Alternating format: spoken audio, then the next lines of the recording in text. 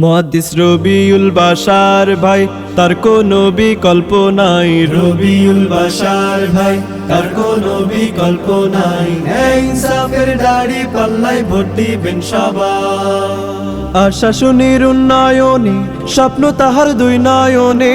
কালিগঞ্জের উন্নয়নে স্বপ্ন তাহার দুই নয়নে। জনগণের প্রতিনিধি তাহাকে বানাই। মুহাদ্দিস রবিউল বাশার ভাই, তার কোনো বিকল্প নাই। রবিউল বাশার ভাই, তার কোনো বিকল্প নাই।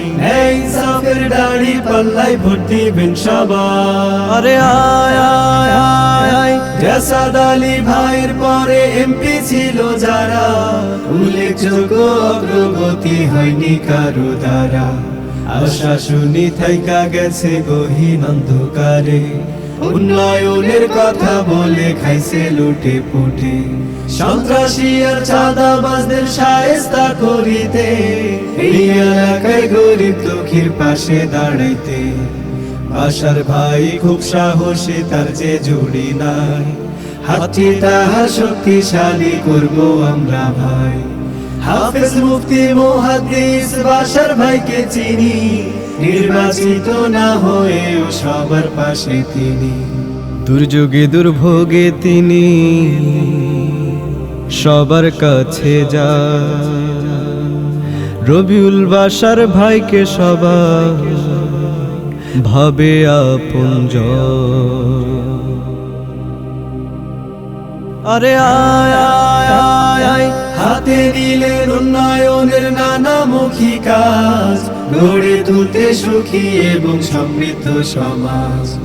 স্কুল কলেজ রাস্তাঘাট আর মাদ্রাসা সহ উন্নয়নের কাজে তাহার চেষ্টা অহরহ। যুব উন্নয়নে তাহার স্বপ্ন কত শত, কর্মসংস্থানের জন্য চেষ্টা অবিরত।